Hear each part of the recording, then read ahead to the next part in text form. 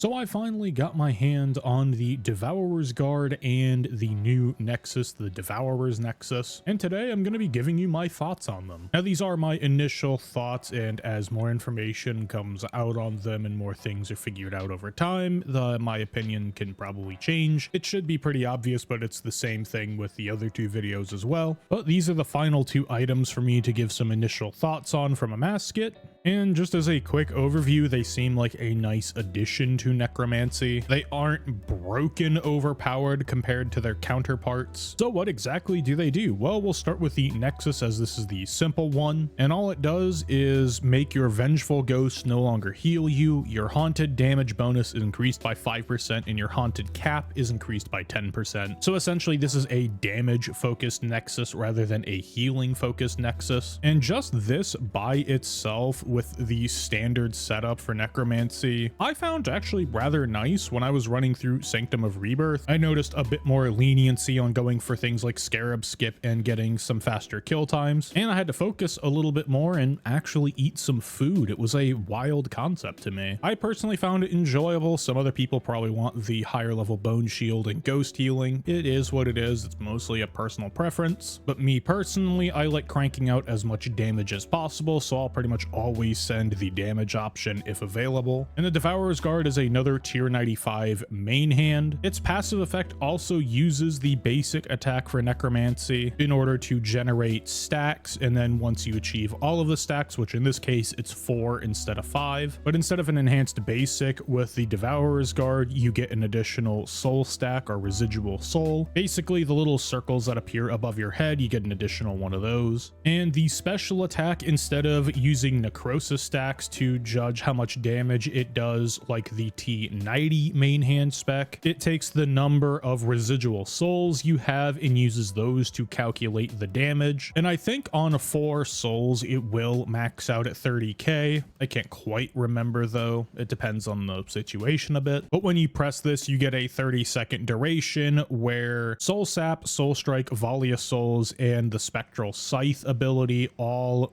basically turbo send the basic attack, kind of like how Omniguard works. So essentially this is just a soul focused version of the Omniguard and allows you to do things like crank out a bunch of flanking hits or volley a bunch of times if you want. And it seems like a nice addition to necromancy. Now from what I understand, it is technically better to camp the Devourer's Guard than it is to camp the Omniguard. I think it just barely edges it out in terms of damage, but the ideal setup would definitely be to bring both of them and then also bring some form of flanking swap. Now the old necromancy perk setup, it was actually flip-flopped. The best in slot perks, you would have Aftershock 4 equal 2 or Eruptive 2 on the main hand and Precise 6 Aftershock 1 on the offhand. That is no longer the case. All you have to do if you're in this situation is just grab an equipment separator, and assuming your stuff is level 20, you have a decent chance of it not consuming. If not, you'll have to make a second one, but you can just equipment separator to get the perks off of the items and then flip them back around. Now if you were like me and decided to do a flanking main hand because your perks were swapped, unfortunately there really isn't a use for this anymore, because if you swap to the Omniguard main hand to use your flank, it's not going to ready Soul Reave because it's not a Devourer's Guard. So I guess what you could do if you have one of these Omniguards lying around is get another Soulbound Lantern and then do the AoE setup, which I believe is Aftershock 4 Precise 2, Eruptive 4,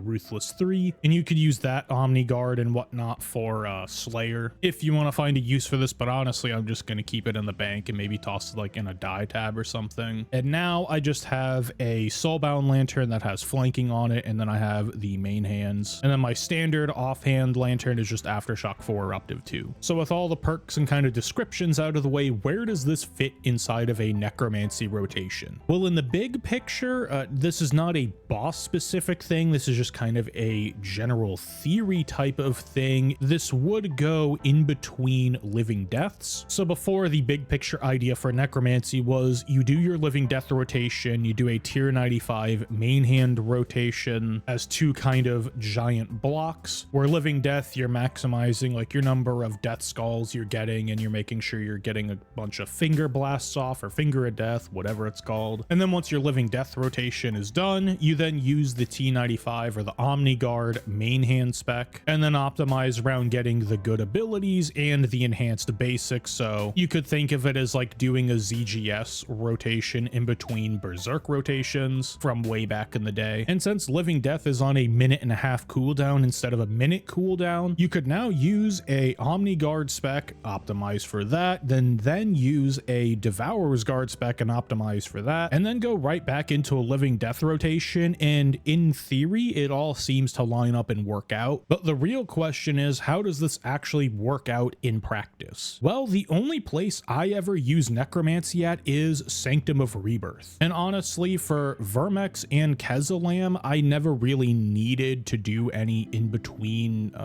Omni Guard and living death specs. I didn't really need anything there just because of how the bosses lined up. And for the pillars at Kezalam, instead of doing basic flank, I would always have enough residual soul stacks in order to just spam flank and kill the pillars. But the one place in Sanctum of Rebirth I actually found this spec kind of useful was for the dogs on Nakatra. Before, I would be pretty slow on those and not really want to spend any of my stacks, and sometimes I would even get a second Uber heal from playing it safe. And now what I do for Nakatra is I do a living death rotation to start, and then I run north, do an Omni Guard kind of rotation, and that pretty much gets me the Scarab skip every single time. And then for the dogs, I'll use a spec on the first one to use the stacks, and then just kind of build up and spam volley, because in these situations getting flank on the dogs and on Nakatra is really obnoxious. I personally hate doing walk under flanks, and for those who don't know, a walk under flank is where you stand directly under a boss and then hit the flank because technically you're not in front of them anymore. This works on things like Ambassador, it works on Nakatra. Any boss that is static or not moving, you can walk under, and that counts as a flanking tile for you to get the extra damage from said flanking perk. But personally, I hate doing this. I think it's rather tedious and annoying. So what I do for the dogs instead is just toss a bunch of like 3 and 4 stack volleys, and it seems to do pretty good damage. And since you're under Devourer Guard spec, you can build up enough residual souls to then use it as a pre-phase before you get taken into like the Sand Realm or whatever it's called. I like to toss a volley and a T90 spec. I see some people toss a T90 and T95, so you could in theory just use a bunch of volleys on the dogs and not worry about saving any of your soul sap stacks on said rephasing. And Sanctum of Rebirth, I think, is probably one of the worst examples I could probably do for this type of thing, because the old necromancy rotation lined up so nicely, but I was still able to find use in probably the worst case scenario for said Devourer's Guard. And so afterwards I moved on to Art Glacor, and this is where I found a lot more utility with the Devourer's Guard, because it gives you a lot more options for improv. So you can always save your living death for, say, the flurry or the frenzy attack, whatever you want to call it, the one where Art Glacor focuses on you and hits you with range, melee, and magic autos. And if you're doing higher in rage and you get something like back-to-back arms or back-to-back minions, having the spare residual souls, or essentially infinite residual soul stacks, because the Devourer's Guard can just crank them out so fast, it is really convenient to have for those situations as they pop up. And it really lets necromancy have a lot of room for improv depending on your spec order and stuff. And overall, if you're an Art Glacor farmer, definitely pick one of these up. I know the number of Art Glacor farmers is dropping rapidly because of the prices and the loot nerfs, but if you're still out there cranking out the boss and you want to do it with necromancy camp, this is definitely a solid buy. I would recommend it for those people specifically. And then we get into where I think the Devourer's Guard shines the most, and that is casual group bossing. Now personally, I don't really do group bossing in general. A masket is kind of the exception to the rule, but when I do a masket, I'm always running some type of hybrid setup. I am sweating as hard as possible because that's what I like doing. However, I know a lot of you out there are much more casual when it comes to group PVM and you just want to run some kills. So say you're doing something like duo Raksha, or you're on an AOD team that's much more casual focused. You're just running some Solak or anything like that. Virago, maybe not so much Rago, but AOD, Solak, Raksha, or the aforementioned Amaskit. This is where Devourer's Guard, I think, comes into a realm of its own, because you could do a Living Death, you can run an Omni Guard spec, you can use a Devourer's Guard spec, and you can kind of split it up in between the different things you're doing. And it allows Necromancy to have a long form, uninterrupted flow for just doing damage. And at group bosses, it is much easier to implement a flanking switch, and being able to spam out like auto flank, auto flank, auto flank, while on its own is not the best form of DPM for Necromancy. It is a nice filler, as if it was like a ZGS equivalent of Necromancy, to allow you to have additional options in damage or portion out different specs for different parts of boss fights. Now, this is rather abstract the way I'm speaking, so some concrete examples of this that I can think of off the top of my head would be, say at Amaskit, for example, you use Living Death on phase 1 and you don't just want to spam like basic attacks and bloats on the chains. You could either do a Devourer Guard spec or an Omni Guard spec on the Gorilla and use the additional benefits to kill the Chain Warden and the chains faster, and depending on your role, could work on the Croc a bit nicer, especially say in phase 2, where the enhanced basics, I believe, don't reflect on you. They might. I haven't tried it yet. I never really do the out rolls, but just off the top of my head, that sounds a lot nicer for killing the Crocs that can only take basic autos.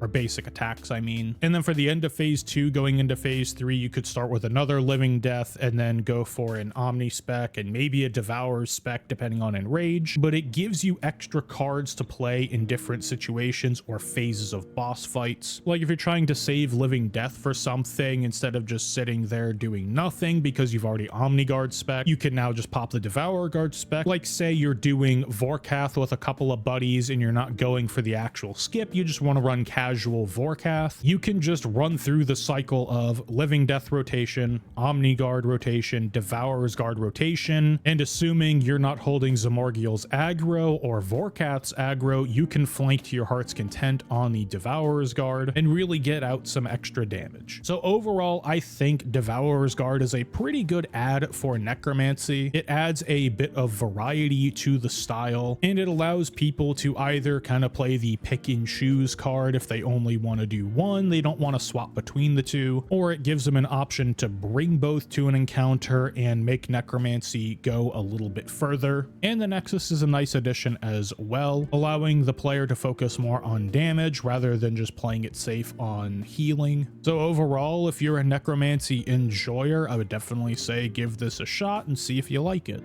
Anyways, that is all I have for you today. Thank you very much for watching. Your viewership is greatly appreciated. Have a wonderful morning, evening, afternoon, nighttime, whatever it is, wherever you are, and I will see you next time for the next video. Peace.